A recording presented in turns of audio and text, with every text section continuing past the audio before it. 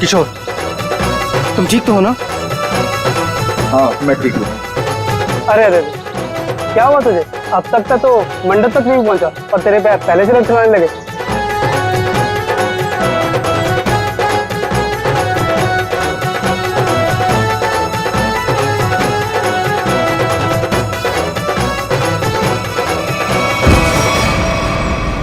Oh no, अरे अरे कोई एम्बुलेंस को बुलाओ जल्दी।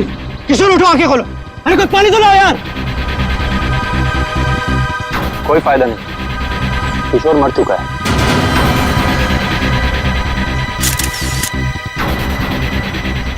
शादी की बारात में दूल्हे की मौत है? कैसे हुआ ये सब है? तुम लोग थे ना यहाँ पे?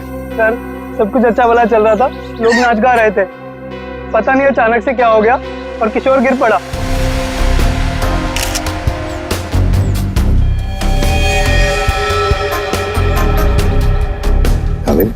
दिख रहे हो ना, आंखों के नीचे सब पीला हुआ है।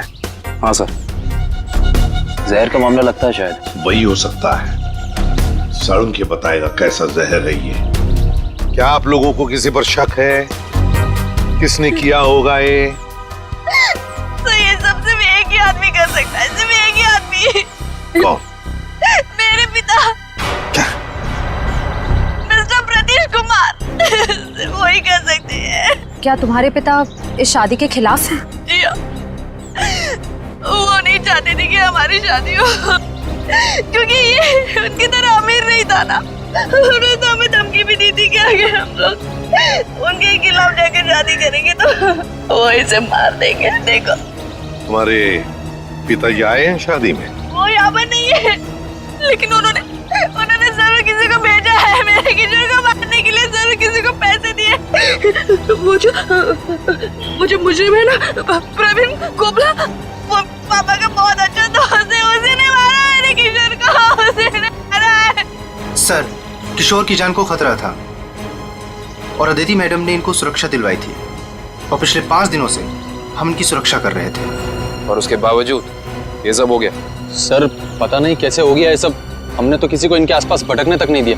हाँ, फिर भी लाश तो पड़ी है ना यहाँ पर। किसी को भटकने नहीं दिया। सर इनमें से किसी ने मारा है मेरे किशोर को। इनमें से कोई मेरे पापा के साथ मिला हुआ है। इन्होंने मारा है। कैसी बदकिस्मत लड़की हूँ मैं कि उसके खुद के बाप ने उसे शादी के दिन विवाह कर दिया। अदिति, चलो अंदर चलो। किशोर की जान को खतरा था, है ना? तो क्या उसे किसी सुरक्षित जगह पर रखा था? हाँ सर, एक सेफ हाउस में रखा था हमने। तो वहाँ पे आप लोग यानी सिक्योरिटी थी किशोर के साथ? जी सर, हमने इन्हें कभी अकेला नहीं छोड़ा। कहाँ पर रखा था किशोर को? कामिल, घर का कोना कोना छान मारो। सो हाँ, देख, तुम कौन हो? सर ये घर की देखभाल के लिए। तुम्हारी टीम का आदमी है ये? हाँ सर, ये हमारी टीम का आदमी है। अच्छा। सर। हाँ सर, वो देखिए सीसीटीवी कैमरा, कोई भी अजनबी घर के अंदर नहीं घुस सकता।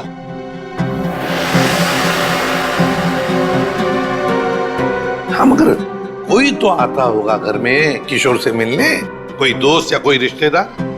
नहीं सर, सिवाय अदिति जी के और कोई भी नहीं। अच्छा, खाने का डब्बा कौन लेकर आता था? सर किशोर का खाना अदिति ही लेकर आती थी और चाय वगैरह वो खुद बना लेते थे।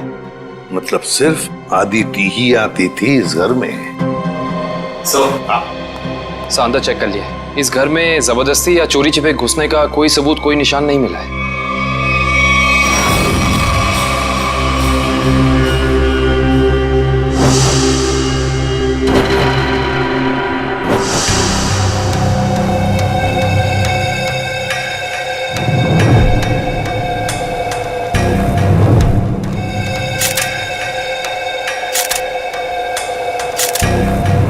सर ये किशोर के बाल इतने आसानी से हाथ में आ गए?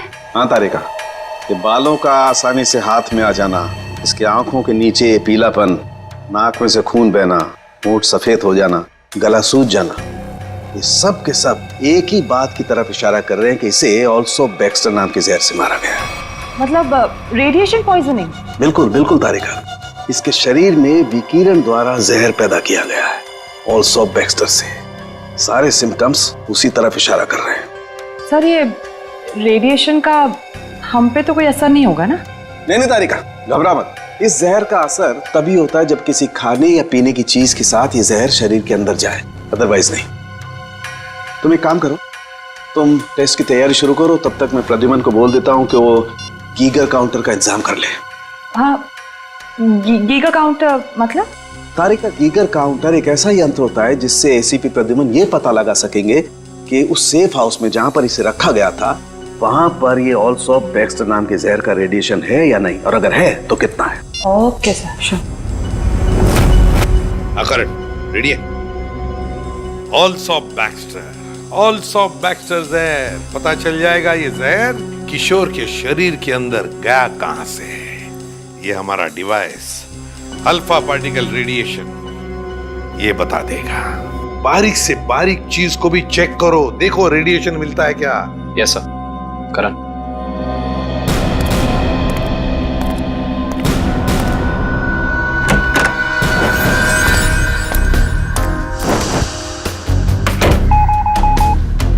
एक बात बताओ, क्या किशोर एक ही खाने के डिब्बे में से खाना खाता था, एक ही टिफिन में से? जी सर, एक ही टिफिन से। और ये टिफिन अदिति ही लाती थी? जी सर।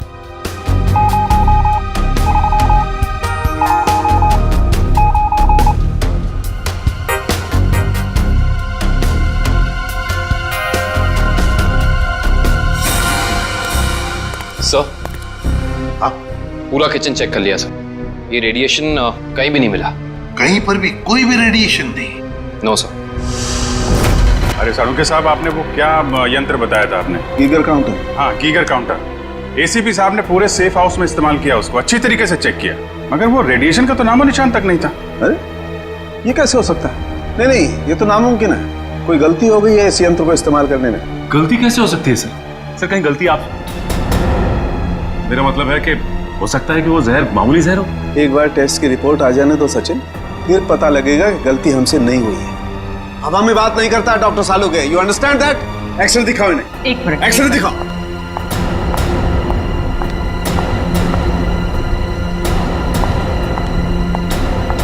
ये देखो, ये निशान देख रहे हो पेट में? हाँ, ये कोई काली सी चीज है। और ये काली चीज क्या है इसका पता इसकी ऑटोप्सी के बाद लगेगा, लेकिन मेरा दिमाग कहता है कि इस काली चीज का बहुत बड़ा हाथ है इस आदमी की मौत में।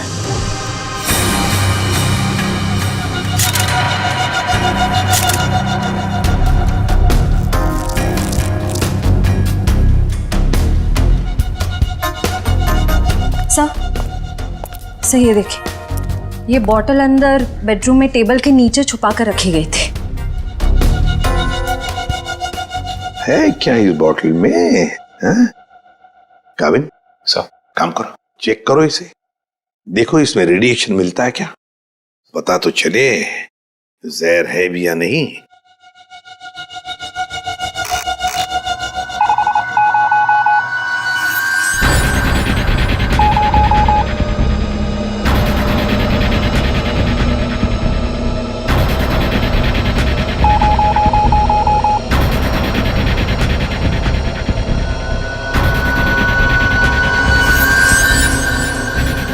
अगर इसमें रेडिएशन नहीं है तो इसका मतलब है ये वो जहर ऑल्सो बैक्स्टर नहीं है।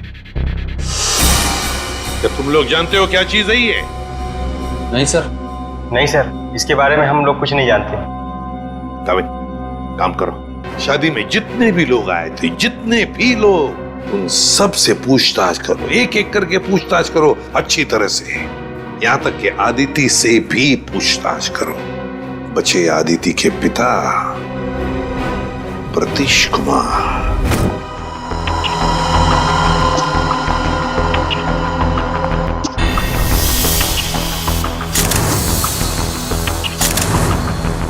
माय गॉड, पेट में बाल।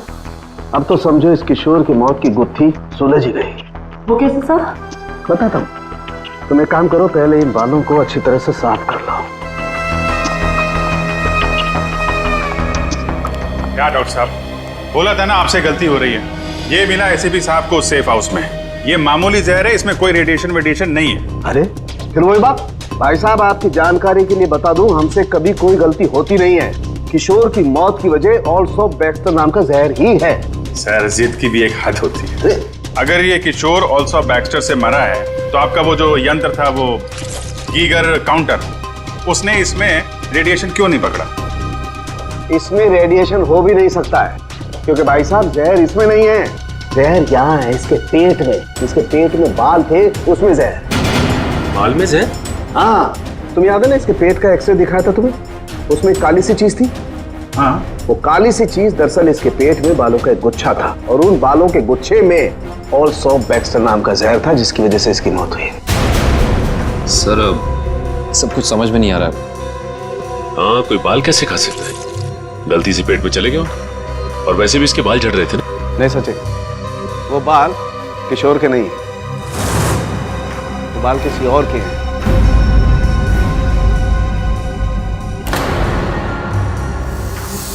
और उन बाल में ऑल्सो बैक्स्टर नाम का जहर था, जिसकी वजह से इसकी मौत हुई है। मैं बताता हूं, देखो। तारिका, वो बाल लाना जरा। सर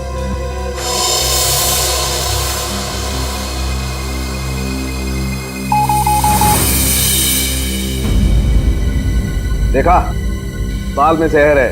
एक मिनट। तो आप ये कहना चाहते हैं किशोर शिकार हुआ किसी और के सिर के बाल से, जो उसके पेट में गया, और चूंकि बाल जहरीला था इसलिए मर गया बेचारा ये।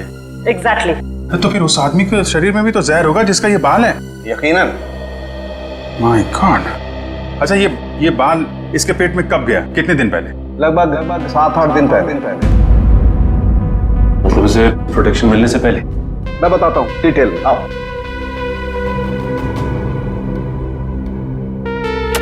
ये देखो,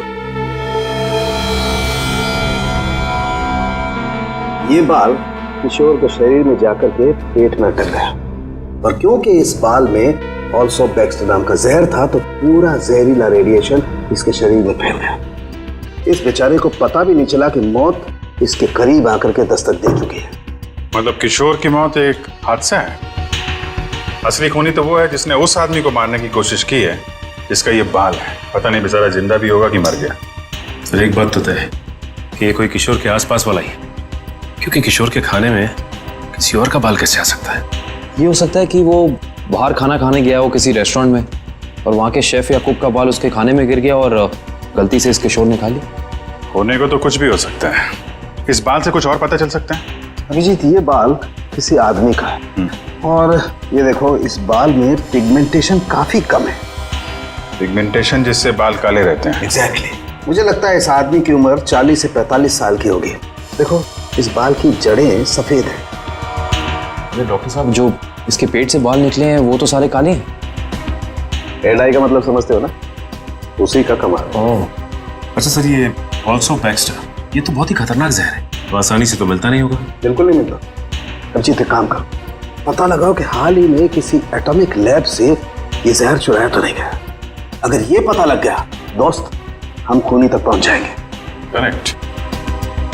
सर इस बॉटल में तो जहर ही है, पर एक बात समझ में नहीं आ रही कि कोई अपनी पसंद की लड़की से शादी करने से पहले खुद की जान क्यों लेगा? हो सकता है कि किशोर डरा हो इस बात को लेके कि कहीं अदिति के पिता के गुंडे उसे पकड़ न ले, और उसने ये सोचा हो कि क्यों ना जहर खाकर खुद में अपनी जान देता। सोचने वाली बात यह है कि किशोर के पेट में बाल गया 1 हफ्ते पहले, जब वो अपने पुराने घर में था। तो हमारी अगली मंजिल है किशोर का पुराना घर।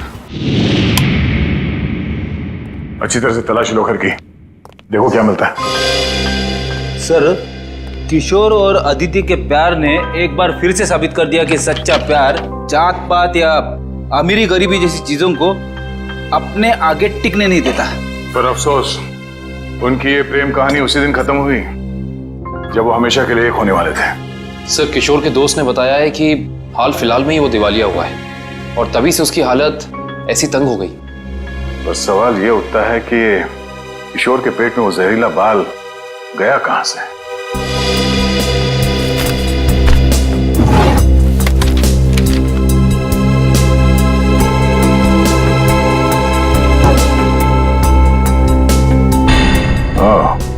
Termination letter. इस किशोर को नौकरी से निकाला गया था MLM एंटरप्राइजेस प्राइवेट लिमिटेड। ये तो अदिति के पिता की कंपनी है। सर सर आप रेडी? बासी खाना है। एक मिनट।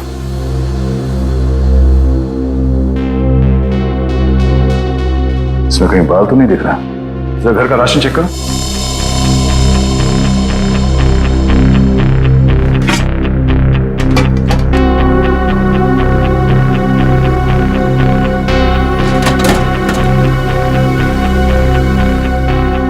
नहीं सर, इस घर में जरा सा भी राशन नहीं है कहीं भी।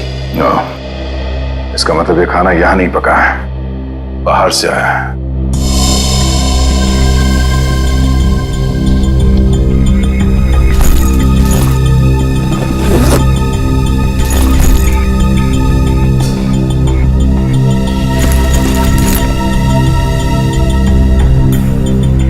बस टिकट्स? ये तो एक हफ्ते पहले के टिकट्स हैं। ये किशोर तिलक नगर जाता था, मतलब उसी समय जब उसके शरीर में वो जहर चला गया। अगर सर जब किशोर के पास कोई नौकरी नहीं थी तो ये रोज तिलक नगर करने क्या जाता था? ये तो वही जाने के बाद पता चलेगा। तिलक नगर में sir Tilak Nagar bus stop तो आ गए, अब यहाँ से कहाँ जाए? फोटो दिखाए था लोगों को किशोर की? नहीं, उसकी जरूरत नहीं पड़ेगी। वो देखो, LP चैरिटेबल ट्रस्ट, यहाँ जरूरतमंद लोगों के लिए मुफ्त में खाना और कपड़े दिए जाता है। हो सकता है ये किशोर भी यहीं पे आया होगा। और किशोर के शरीर में वो जहर गया है, तो यहाँ आने वाले दूसरे लोगों के शरीर में भी गया होगा। चलो अंदर चल के पूछताछ करते हैं।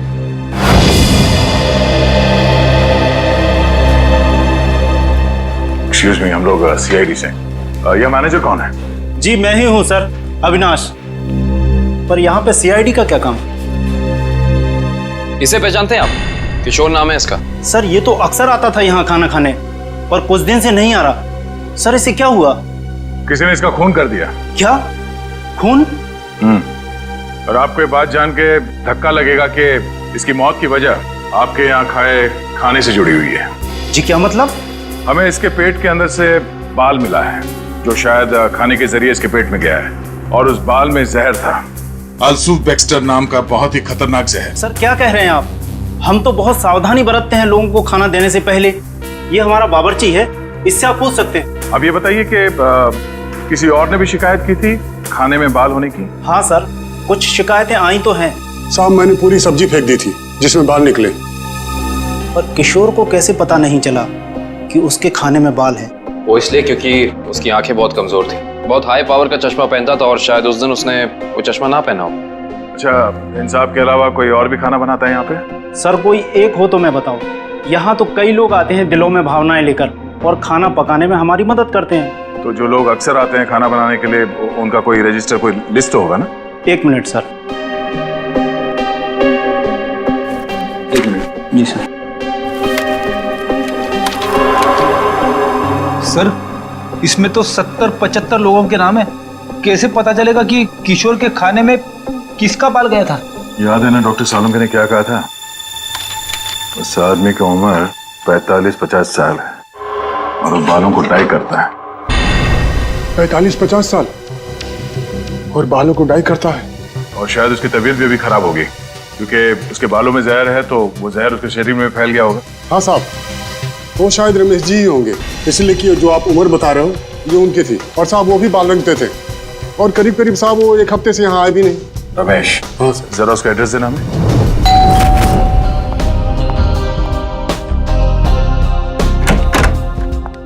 मैंने पहचाना नहीं आपको। Excuse me. हम लोग CID से। CID? CID का क्या काम मेरे घर पे? पार्टी चल रही है जी। हमें आपके पति रमेश जी से मिलना है, बुलाइए जरा उन्हें। अफसोस, आपने आने में थोड़ी देर कर दी। 4 दिन पहले ही उनकी मौत हुई है। क्या? जी। रमेश की मौत हो गई? कैसे? एक रोड एक्सीडेंट में। Road accident? आपके पति की मौत हो चुकी है और आप यहाँ जश्न मना रही हैं। किसी के जाने से जिंदगी तो नहीं रुकती, जाने वाला चला गया। सुन लिया? सही है। ये मौत हुई कैसे? इसमें भी रमेश की गलती थी, गाड़ी चलाते चलाते सो गया। वो कहते हैं ना, नजर हटी दुर्घटना घटी। सर ये एक्सीडेंट जहर की वजह से ही हुआ होगा। क्या बात है अलीशा, सीआईडी यहाँ क्यों? रमेश की मौत की पूछताछ करने आए हैं। आपकी तारीफ? ये मेरे दोस्त हैं राहुल। अरे छोड़िए ना ऑफिसर, जो चले गए उन्हें क्या याद करना। आइए आप लोग भी हमारे साथ पार्टी एंजॉय करिए। ज्यादा बात मत करना, समझे? यहाँ एक मौत की पूछताछ हो रही है, समझे आप? इनके पति रमेश की मौत हुई है जहर से।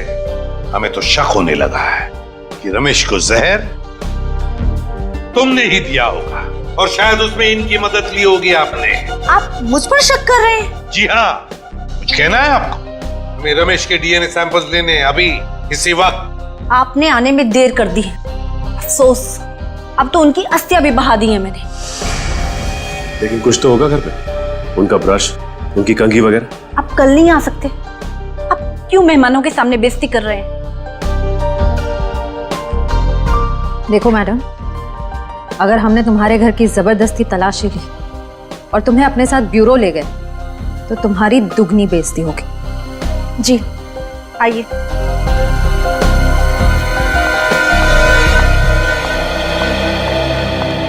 ये रहा रमेश का ड्रेसिंग टेबल और ये रहा उसका कॉम।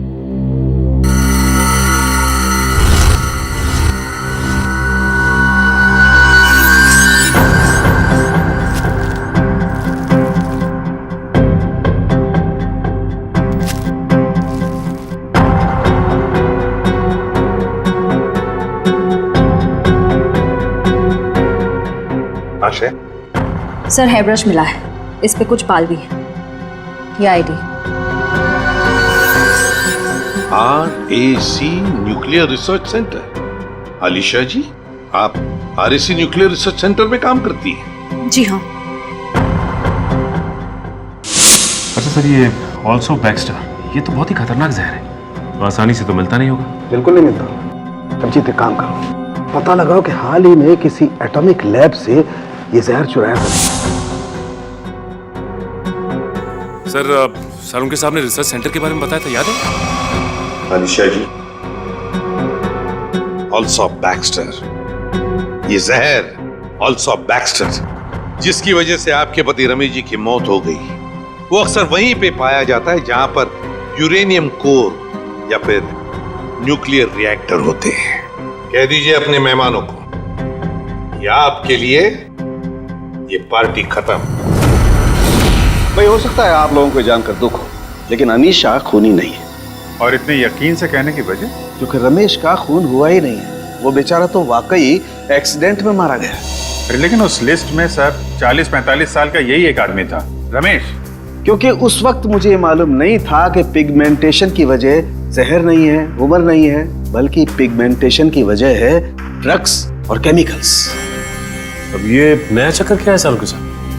सचिन, दरअसल इस आदमी की उम्र थी सिर्फ 30 साल की, लेकिन क्योंकि वो ड्रग्स लेता था इसलिए उसका शरीर और उसके बाल ज्यादा बूढ़े हो गए थे और उसके शरीर में पिगमेंटेशन इतना कम था कि 30 साल के होने के बावजूद वो लगता था 40-45 साल का। इस ड्रग के इस्तेमाल से इंसान को हेलुसिनेशन होने लगते हैं और कभी कभी उसके अंग कांपने लगते हैं। तो खूनी कोई 30 साल का आदमी है जिसके हाथ कांपते हैं। सर वो चैरिटेबल ट्रस्ट के लॉगबुक में भी एक आदमी की लिखाई ऐसी थी, बिल्कुल टेढ़ी। ऐसा लगता था कि लिखते वक्त उसके हाथ जरूर कांपते होंगे। नाम याद है उसका? एक मिनट। जी सर।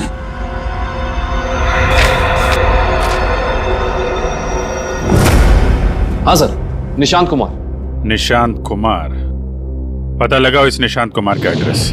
बताइए सर, हम सबको यहाँ क्यों इकट्ठा किया है? कुछ पता चला मेरे बेटे निशांत का? नहीं माजी, अभी तक नहीं, पर हमें शक है कि निशांत पे किसी जहर का असर हुआ है। क्या? वहाँ संभालिए अपने आप को। आपको इस बात का पता कैसे चला? हमने कहा ना, हमें शक है, यकीन नहीं है। आप ये बताइए, ये निशांत है कहाँ? जी वो 4 दिन पहले दिल्ली के लिए निकले थे, वहां से उनका एसएमएस आया कि वो सही सलामत दिल्ली पहुंच गए हैं। उसके बाद से उनसे कोई संपर्क नहीं हो पाया। क्या वो SMS हम देख सकते हैं प्लीज?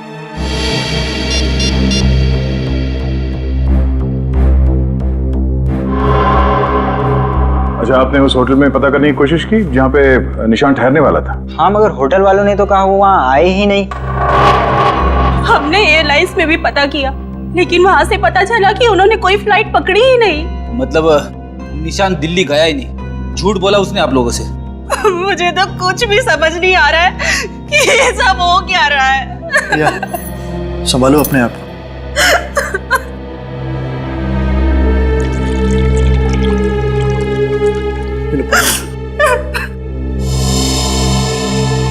आप निशान की सेक्रेटरी है ना? जी सर, मैं उनकी सेक्रेटरी सूजी हूँ। उसने अपने शेड्यूल में कहीं लिखा था कि वो दिल्ली जाने वाला था? नहीं तो। सर, निशान ने ऐसा पहले कभी किया है? सर वो आप कुछ कहना चाहती हैं?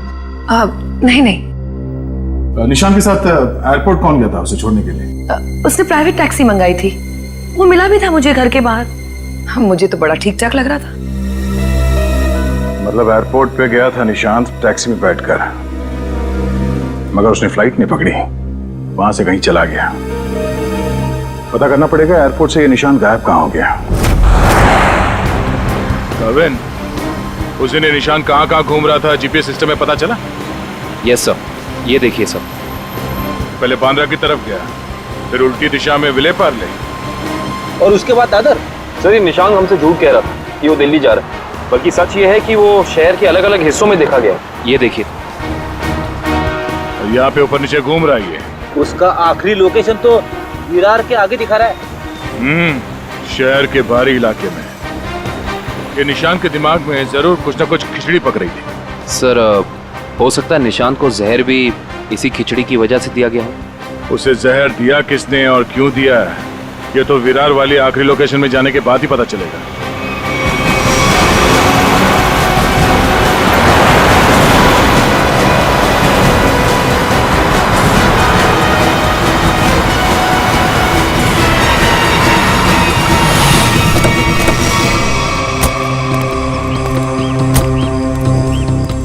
ये है वो जगह जहां आखिरी बार निशान के मोबाइल ने जीपीएस नेटवर्क पकड़ा था। अजीब बात है ना सर, कोई भला अपनी फ्लाइट मिस करके ऐसी जगह पे क्यों आएगा?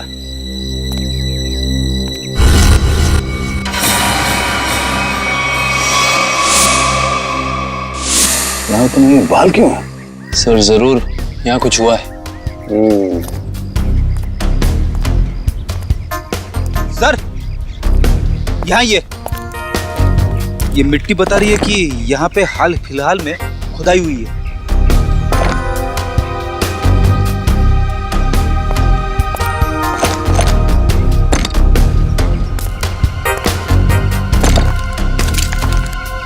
सारी जगहों को खोदो जल्दी।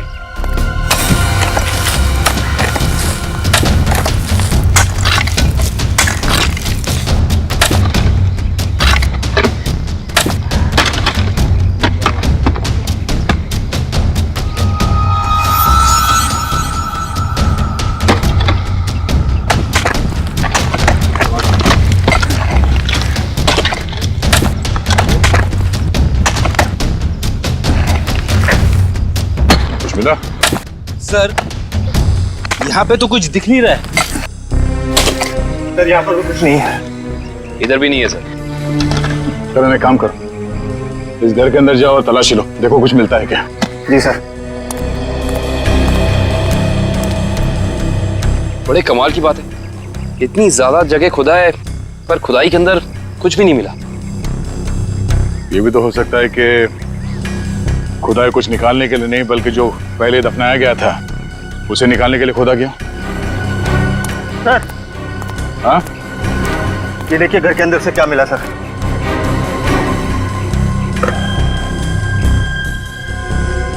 तो इसका मतलब है ये निशांत अपने नशे की बुरी लत को यहाँ पे आके पूरा करता था। और सर, 2 ग्लासेस हैं, इसका मतलब इस निशांत के साथ जरूर कोई दूसरा आदमी भी था। हाँ, वही होगा जिसने निशांत को जहर दिया। सर, आप रेडी? ये देखिए, यहाँ पे किसी का हाथ है। ये देखिए, मुझे हटाओ।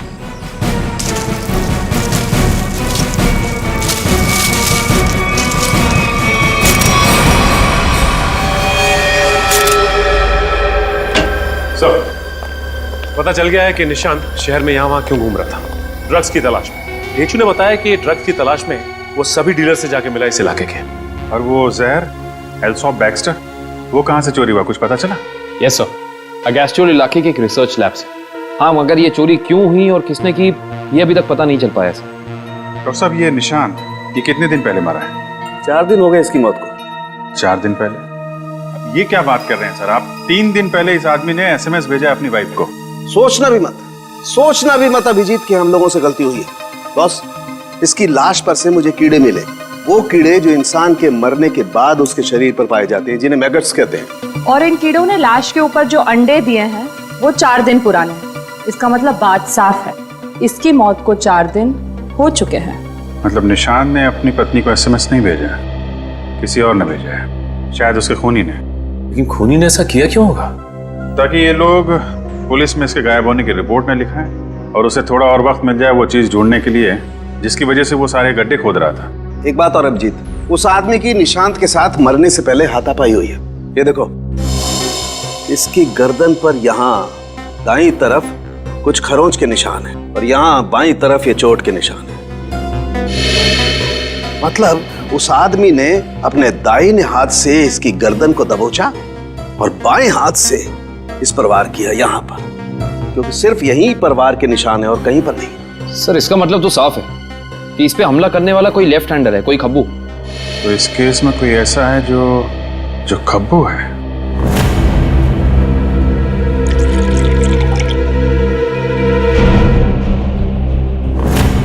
सर, दीपक। दीपक? निशांत का दोस्त? हाँ, वही दीपक। दोस्त नहीं, दुश्मन। पता लगाओ दीपक कहाँ मिलेगा। सर, ये दीपक बहुत चालाक निकला। वो जानता था सीआईडी उसके घर तक पहुंच जाएगी, इसलिए पहले ही भाग निकला। भाग के जाएगा कहाँ? पकड़ा जाएगा। ये जीपीएस सिग्नल आया? यस सर, सामंत नगर दिखा रहा है। सामंत नगर? वो तो यहाँ पास में ही है। सर, वो सिग्नल यही हमारे आसपास दिखा रहा है, हमारी तरफ ही आ रहा है सर, लगभग 500 मीटर की दूरी पे। चलो, बहुत अच्छी बात है, उसका यही इंतजार करते हैं। Yes sir. कहाँ है लोकेशन? ये क्या सर? सर, उसका सिग्नल गायब हो गया सर, अभी तक था, अब नहीं है। ये टैप खराब हो गया क्या? जल्दी से कुछ करो वरना दीपक हमारे हाथ से निकल जाएगा। आ गया सर, पर कुछ अलग है सर। ये सिग्नल अब बता रहा है कि उसने T2 सिग्नल क्रॉस कर लिया। T2 नाका? पर वो तो सड़क के उस तरफ 1 किलोमीटर दूर है, पीछे की तरफ। मुझे तो लगता है दीपक ने किसी आत्मा से लिफ्ट ले ली होगी और उसकी अदृश्य गाड़ी में बैठकर गायब हो गया होगा। ओह, अब समझ में आया। वो यहाँ से सबवे से उस तरफ गया, वहां से शायद किसी बाइक या टैक्सी रिक्शा में बैठ के T2 नाका पहुंच गया। चलो T2 नाका पहुंचते हैं।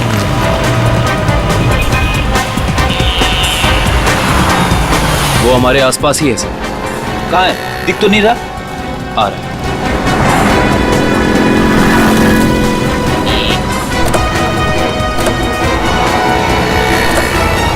कहीं जाने की जल्दी है? कहाँ जा रहे हो? सर, आप लोग? हाँ? कहीं नहीं, घर जा रहा हूँ। बैग में क्या? बैग में कुछ नहीं है सर। खोलो। सर, कपड़े हैं सर। बैग खोल। दिखा। सर, कुछ नहीं है बैग में सर। सर कपड़े ऐसे होते हैं?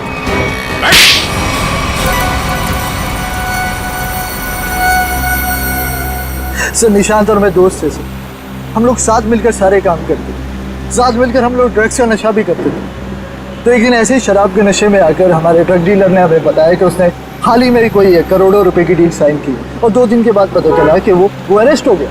तो तुम दोनों ने प्लान बनाया कि कैसे वो करोड़ों रुपए तुम्हारे हो जाए, क्यों? हाँ, हम लोग उस ड्रग डीलर के अड्डे पे गए और पैसे मिल भी गए थे सर हमें, लेकिन निशान की नीयत बदल गई। वो सारा पैसा अकेले हड़पना चाहता था। फिर? और मुझे बिना बताए उसने जहाँ हम लोगों ने पैसा छुपाया था वहाँ से पैसा निकाल भी लिया। और मुझे पता था सर ये सब वो सेक्रेटरी सूजी के साथ भागने के लिए कर रहा। और इस बातों पर हमारा हमारा बहुत बार झगड़ा भी हुआ सर। बता मेरे पैसे कहाँ पर? दीपक मेरी बात तो सुनो। देख मैं तुझे बोल रहा हूँ, मुझे तेरी कोई बात नहीं सुननी है, मुझे सिर्फ इतना बता मेरे पैसे कहाँ पर है। तू ऐसे नहीं मानेगा, नहीं मानेगा तू ऐसे। अब बताता है तू एक और, बताएगा कि नहीं बताए? नहीं बता दे मेरे पैसे कहाँ पर है। निशांत, निशांत, निशांत। मैंने सर उसको जानबूझकर नहीं मारा है सर, मैंने जानबूझकर नहीं मारा। मैं उसको सिर्फ पूछ रहा था मुझे बता दे पैसे कहाँ पर है, बता दे मुझे पैसे कहाँ पर। गलती से मौत हुई है सर उसकी, मैंने उसको नहीं, मैं खून ही नहीं हूँ सर, मैंने किसी को नहीं मारा सर। बकवास मत कर, खून खून होता है, जानबूझ के किया जाए या फिर गलती से हो। फिर तुमने निशांत के फोन से प्रिया को एसएमएस किया ताकि तुम्हें और टाइम मिले पैसे ढूंढने में, हाँ? हाँ, मैंने निशांत की लाश को दफना दिया और आसपास पैसे ढूंढने की कोशिश भी की, और जब मुझे पैसे मिल गए मैंने सोचा कि मैं नई जिंदगी शुरू करूंगा। नई जिंदगी शुरू करेगा तू, शुरू करेगा मगर जेल में।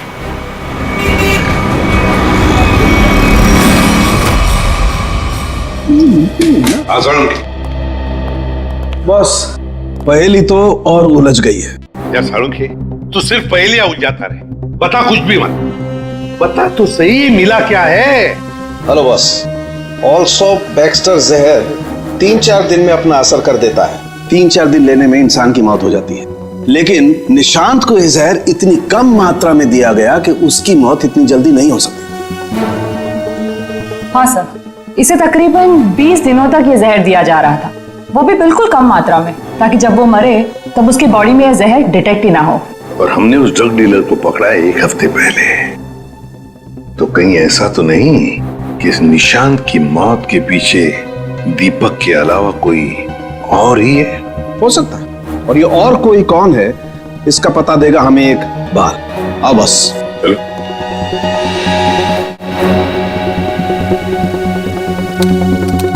बस इंसान का बाल हर महीने तकरीबन 1.5 सेंटीमीटर बढ़ता है।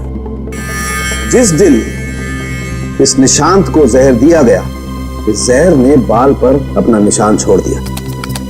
ये देखो, ये डॉट। और हर रोज निशांत को एक निश्चित मात्रा में जहर दिया गया, और हर रोज उस जहर ने अपना निशान बाल पर छोड़ दिया, सिवाय ये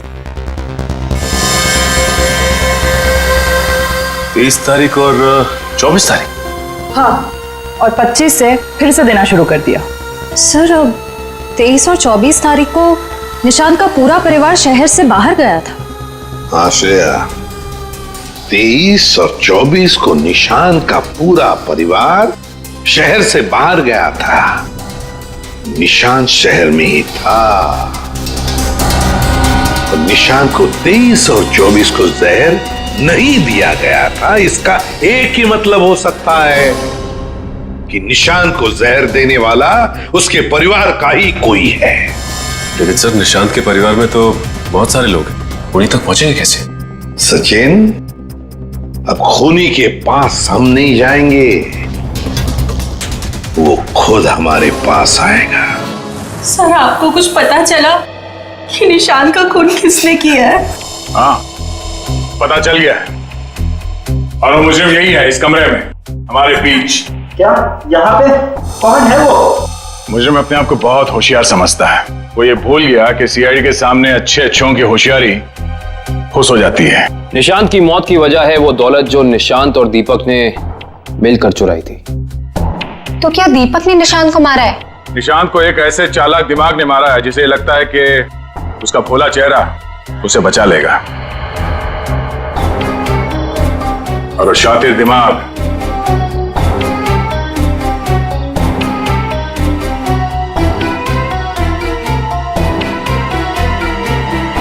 तुम हो। ये क्या कह रहे हैं आप? मैंने किसी का खून नहीं किया है। झूठ मत बोलो, हम ये भी जानते हैं कि तुमने वो जहर कहां से चुराया। अपना ड्रामा बंद कीजिए सूजी जी। जहां निशांत मारा गया, हमें वहां से आपके बाल मिले हैं। जरूर कोई मुझे फंसाने की कोशिश कर रहा है। मैं निर्दोष हूँ। दिव्या, गिरफ्तार कर लो इसे। छोड़ दीजिए मुझे, मैंने कुछ नहीं किया। इसे सजा कानून नहीं, इसे एक पत्नी देगी। मैं छोड़ूंगी नहीं इसे। प्रिया, इसे सजा अदालत ही देगा। अब तो आप लोगों को पता चल गया होगा कि सीआईडी और फॉरेंसिक साइंस के सामने कोई मुजरिम छुप नहीं सकता। हमारे पास फॉरेंसिक लैब में वो डीएनए सैंपल है। कल उस डीएनए सैंपल के टेस्ट के बाद पता चल जाएगा कि वो मुजरिम सूजी ही है।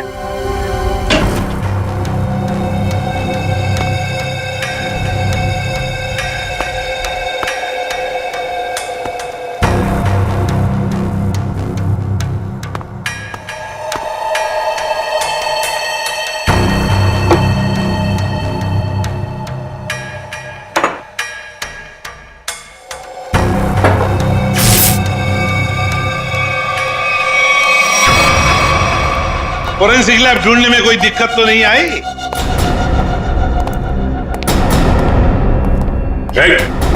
भागने की कोशिश भी मत करना। तुम्हें क्या लगा ये बच्चों का खेल है? हमें पहले से ही पता था कि सबूत चुराने के लिए तुम जरूर आओगे और आ गए। लेकिन एक बात तुम्हें पता नहीं कि सबूत कोई था ही नहीं। वो दिखाई हो जाए सर इनकी नेकी और पूछ-पूछ।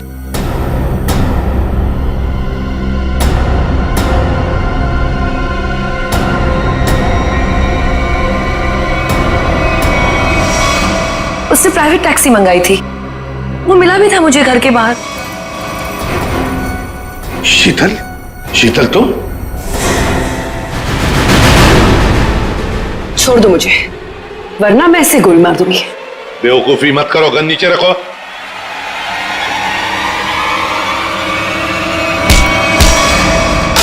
सीआईडी को मारना तेरे बस की बात नहीं है।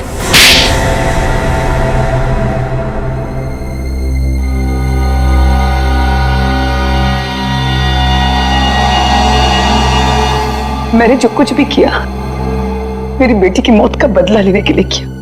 निशांत? निशांत को क्यों मारा? क्या तुम्हारी बेटी की मौत में निशांत का हाथ था? हाँ, उसे ड्रग्स की लत लग गई थी। 2 साल पहले वो ओवरडोज से उसकी मौत हो गई थी। मुझे वही ड्रग्स निशांत के घर से मिली। तो तुम अच्छी तरह से समझ गई थी कि तुम्हारी बेटी को ड्रग्स की लत में डालने वाला कोई और नहीं बल्कि निशांत है। हाँ, आज वो अगर जिंदा होती ना तो बिल्कुल तुम्हारी उम्र की होती। उसकी भी शादी हो रही होती, जिंदगी में कुछ करके वो भी कुछ बन रही होती। निशांत ने ऐसा कुछ नहीं होने दिया, सब बर्बाद कर दिया। निशांत ने सब बर्बाद कर दिया। फिर मैंने सोच लिया कि मैं निशांत को मार डालूंगी और मैंने उसे आहिस्ता आहिस्ता वो पॉइजन देना शुरू कर दिया। मैंने कहीं पढ़ा था कि ये स्लो पॉइजन इतनी आसानी से शरीर में मिलता नहीं है। जहर पाया कैसे तुमने? कहां से चुराया? मैंने उस लेबोरेटरी के असिस्टेंट से पहले दोस्ती कर ली, उसके बाद पैसों का लालच देकर खरीद लिया। बहुत गलत किया तुमने। शीतल, तुम्हारी बेटी के साथ जो कुछ भी हुआ सही नहीं हुआ। हमें अफसोस है उस बात का, लेकिन इसका मतलब ये नहीं कि तुम कानून को अपने हाथ में लो। हमारी मदद ले सकती थी तुम। तुम्हारे ऐसे करने से 2 मासूम लोगों की जानें चली गई। कानून तुम्हें कभी माफ नहीं करेगा। तुम्हें कड़ी से कड़ी सजा होगी, शायद फांसी।